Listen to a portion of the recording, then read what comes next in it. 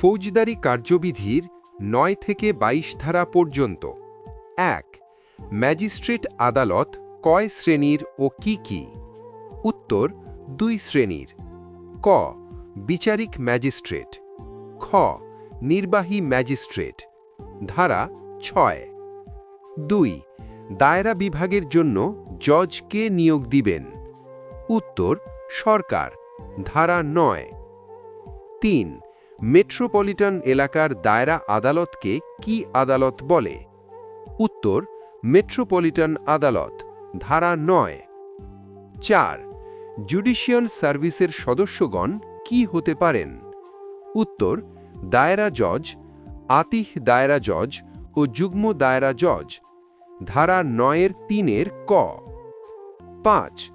Judicial সার্ভিসের সদস্যগণকে কে জজ নিয়োগ দেন?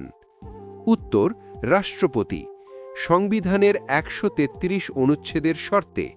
ধারা ৯-৩ ক। ৬.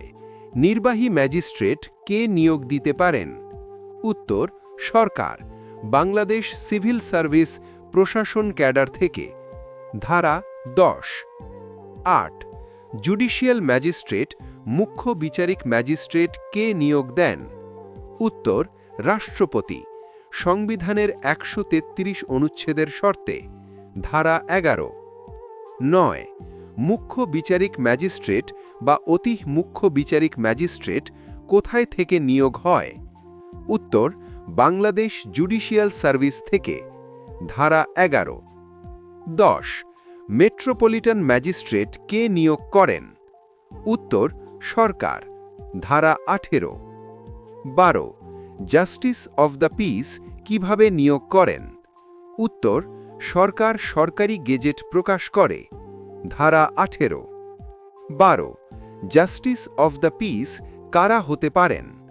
উত্তর: বাংলাদেশের বাসিন্দা। ধারা ২২।